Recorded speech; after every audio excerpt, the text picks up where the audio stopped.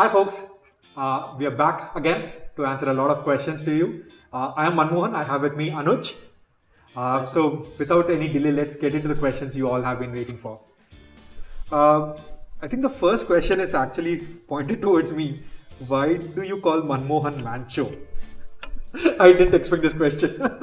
Okay. My name is Manmohan Chandolu, and very early in my career, people felt it to be too long, so they kind of took the first two parts of the name, called it Man from Manmohan, and Chandolu Cho, so Mancho.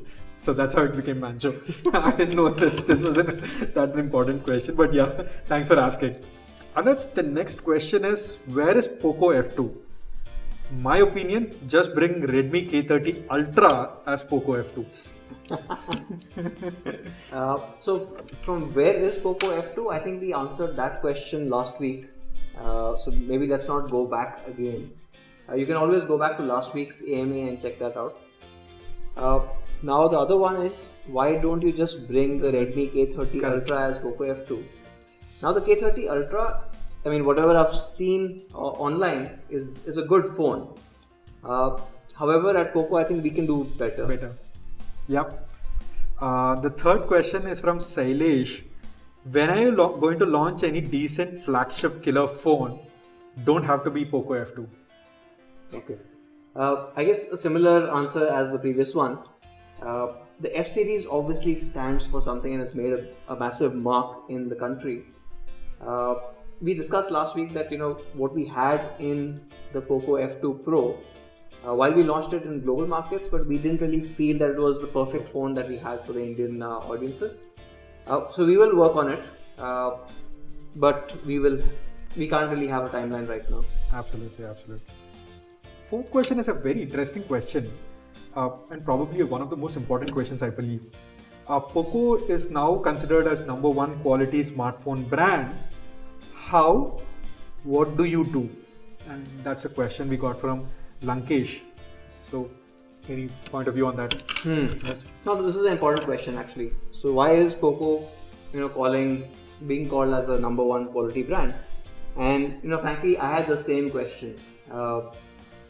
So I had the same question for the team, and then I went through the entire processes and what did they do as a quality team, and quite fascinating in terms of the attention to detail. Maybe what I could do is take you on that quality journey, show you a few things. Maybe I'll not be able to show you everything. Obviously, there is travel restrictions, and I can't really get to the factory right now. But whatever I'll be able to show you on the quality side could be interesting. I found it interesting. I'm sure you will also. So maybe we'll do separate quality related videos as well. Yeah, that definitely will help all our fans understand how we are giving importance to quality. So stay tuned, you'll get to know these videos soon. The next question, I see a lot of questions on Poco X3. Okay, let's go one by one. Jitendra, he has asked, how many major Android updates can we expect in Poco X3? I mean, interesting questions. Obviously, the same questions go in our heads as well. It's definitely getting the next Android update, so you will get Android 11. But considering that even Google does not know, or probably has not shared with us what Android 12 is going to be, or what are the hardware requirements, or will there be Android 12 or will there be something else, we don't really know that for now. And that will probably make it really hard for us to comment in terms of, will it be compatible, will it not be compatible, what does it kind of entail. Yeah. So I mean, it's definitely getting Android 11 for sure. For sure. Raghav, why does the Poco X3 not have a 256GB variant? Very interesting. The Poco X2 had one and it was exciting. Will we be seeing 256GB model in any of the Poco phones soon? Sure. So this one is a pretty straightforward one. It's based on consumer feedback and usage patterns. On the X2, we did have a 8 plus 256GB variant. But when we were speaking to those guys who bought the 8 plus 256GB variant, most of those guys were not using more than 128GB. Yeah. Right? They had largely bought it because they wanted the 8GB RAM. Yep. And that's the learning that we've taken, saying that, at Poco, obviously we stand for everything you need, nothing you don't. And that extra storage was falling into that nothing you don't. Yeah. So instead of burdening people who wanted that 8 GB performance with the additional 128 GB, we've decided to limit it to this one. Arshdeep Singh, how did you manage to make Poco X3 this cheap? What challenges did you face, considering that there are not even ads on this device, and what are your profit margins? Okay. Wow. So there are three business secrets here which we cannot share. Absolutely. But folks, the idea behind creating any phone is that at the end of the day, we want to ensure that our Poco fans get the right price for that, pay the right price for that product. If we are able to do that, and if our fans are happy, I think we have achieved our goal. As long as we are able to do that, I don't think all these profit margins, ads, and all that kind of stuff will not essentially matter. I think the first goal for us is to serve our customers right. If that happens, everything else will follow in place. Pavitra Chanda, sir, are there Z-axis, linear motor, kaleidoscope mode, speaker clean mode in Poco X3, just like in global variant? Yes. How does the low blue light certification on Poco X3 help users? Yeah, so this is an interesting one. Essentially, some people started realizing when they were using their phones at night just before falling asleep that exposure to that screen and that light was disturbing their sleep patterns as well. Yeah. Now, it might not happen to everyone, but for those people who were getting impacted, one of the reasons that was there is the additional blue light. Yep. So by cutting down on the blue light, it's easier to view and less disruption to your sleep cycle. Yep. The next question is, what is the difference between Snapdragon 730G or 732G? Please explain in details. Okay. I don't think we can go into too much details. For that, you can always go back to the launch event and see that. Yep. But what you are getting with the 732G is essentially in the 700 series the most powerful 4G plus chipset. Compared to the 730G, you're getting a faster CPU, better graphics performance, and an enhanced AI as well. So actually all the parameters that you have on the 730G, which I guess a lot of people loved on the Poco X2, Yeah. Everything gets a bump up. So it makes it an even better chipset. This is a question regarding both X2 and X3. I'm a Poco X2 user, and my question is, will we be able to experience the amazing features on Poco X3? Something like the dynamic switch, the cool new camera modes in the future through an OTA update. So for the first one, dynamic switching, right? So dynamic switching is interesting for those people who don't know.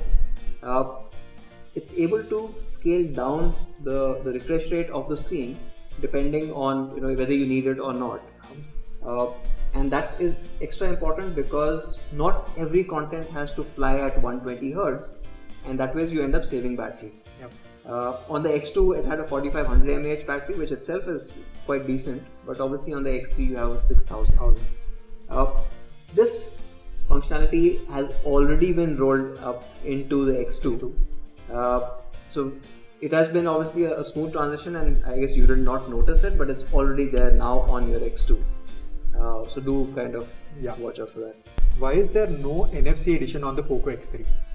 Yeah, so NFC is an interesting topic actually for me. So I got interested in NFC devices back in about 2012, 2013. And I remember back in 2014, I used to have a phone with NFC capabilities. I didn't know what to do with it at that point, but then I went to China. And incidentally, at that point, Xiaomi had recently started getting into hardware in China, and they had this pack of NFC stickers. And I bought them, saying I will put these NFC stickers everywhere so that I will be able to use that phone. So wherever, if I put it in my car, it will move to car mode, Android Auto or something like that. If I put it at home, it will go into silent mode. That's been about 6 years. My NFC stickers are still intact in that original packaging. I've never used it. Anyways, on a serious point, NFC usage in India is so low that it just does not make sense to load everyone's device with the NFC chip and make them pay for it, right? Nothing comes free. Yeah. Can we remove the NFC and put a bigger battery? Yes, and that's what we did. Everyone will use that extra battery. Hardly anyone, I would say less than 0.5% or even lesser than that, will end up using NFC. I know people who've got NFC on their devices and never used it in their lives. Again, everything you need, nothing you don't. NFC falls flatly there. Yeah, absolutely. The next question is, what is the screen on time of X3 with 120 Hz? I'm worried that 120 Hz will eat up a lot of battery, just like the Poco X2. So 120 Hz obviously is going into a high performance mode, right? And yes, it will draw extra battery, and that's why you've got the dynamic switch. So you don't really have to worry about it, because when your phone is not being used, it's moving down. So you don't worry about the battery life. Now the exact SOT is going to be a little hard to measure, because it depends on the content that you're using and whether that content will be at 50 Hz, 60 Hz or 120. Second, at what brightness are you seeing this? Absolutely. Needless to say, amongst all the 120 Hz phones, you will probably see the best battery ever on the Poco X3. All thanks to the dynamic switch and the 6000 mAh battery.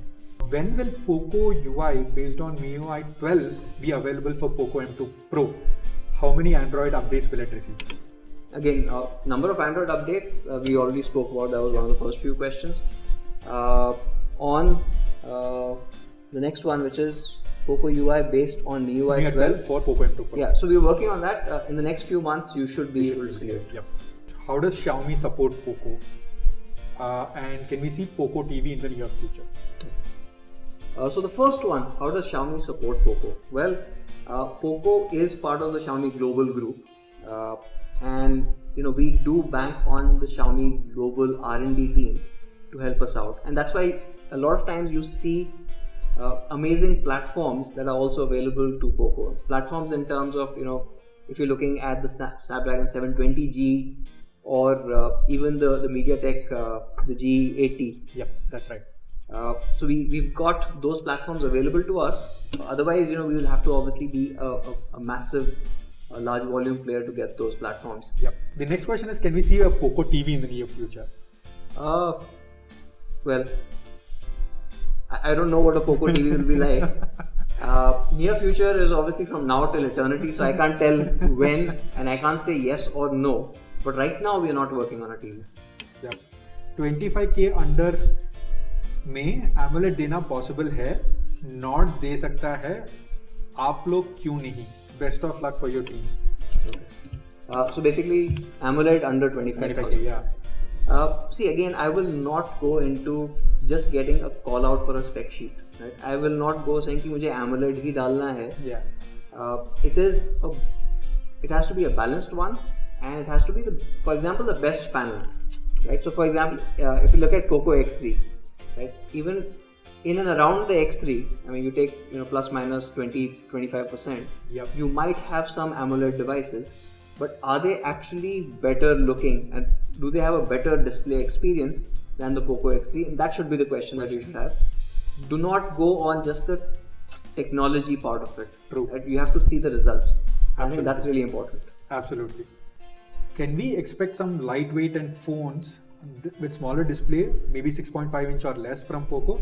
Basically looking for buying a phone for my mother from Poco, but don't want heavy phones. Okay, so this is a tricky one, right? So things have changed dramatically in 2020. Almost everyone is using their phones a lot more, and at that point, having a large display is always having an advantage, right? I mean, even for your mother. Actually, for my parents also, a 6.67 inch phone made a lot more sense than the previous ones. I mean, earlier they used to use a 5.5 inch 16:9 display. So obviously from there it's gone up. But with a larger display and the display size scaled up and font scaled up, it just makes for better readability. Yep. But even if you're not looking for parents, suppose you have someone who needs to attend online classes. Yep. Right. You don't really want a small display right now. Yep. I do know of some tech bloggers asking for a small display, but they are thinking from their point of view that I already have a laptop and I already have a tablet, and hence I need something small and handy. But for most of us, having a large display is always more advantageous. Yep. Hi sir, love from Gujarat. This is Ishan Manoj. make a new UI for Poco, sir. Although Poco is different from Xiaomi. When will Poco get service center and Poco store? We are waiting for this. Okay. Second one, from a service center perspective, Manju just spoke about that. Even though we are starting out, we have a network of about 1,500 service centers. Yep. So you're already probably having the best network available in the country. From a store perspective, I think we answered this in last week's CMA.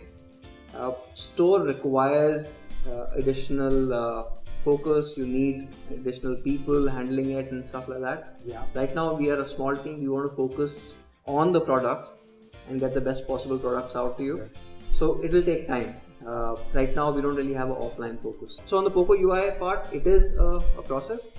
We are working towards more and more customizations for the Poco products, but it's going to be a gradual process. Yeah. Sir Anuj Manmohan, when will Poco launch a phone between 20 to 25,000 and 25 to 30,000? Please tell. This one, I think you are passionate about price points, so you should talk about it. Sure. On this front, maybe let me go back and explain how Poco thinks about creating its products. At the end of the day, we think about creating a product basis a problem to solve and not really a price segment. A price segment is an after effect. If we are able to kind of think about Poco F1, right? No one even assumed launching a phone of at that point in time a Snapdragon 845 at that price range. So given that, what we constantly want to do is that we launch a product which is solving a particular problem, and then on top of it, yes, a price point is definitely an icing, no doubt about it. But we don't think of creating a product to attack a particular price. Oh, hi Manmohan and Anuj sir, I am interested in joining Poco team. Can you just give me a chance so that I can pursue my dream? Wow, that's flattering. Good. I think we'll be really, really excited to have as many people who believe in the Poco philosophy in the team. Obviously, right now we are still kind of figuring out things. It is a very small team and we are all distributed. But in the near future, obviously, we will open it up. We will probably share a HR link where all of you guys who are interested to work with Poco can apply. We'd love to kind of have you on board, right? So even if you don't really want to work full time with Poco, I'm sure we'll be able to figure out different ways that we can work together. Looks like the last question. What would be the Poco's roadmap on phones with flagship chipset? Okay, Poco's roadmap on phones with flagship chipset. Okay. So, what we will do with Poco next quarter is जोर जोर से बोल के लोगों को स्कीमें बता दे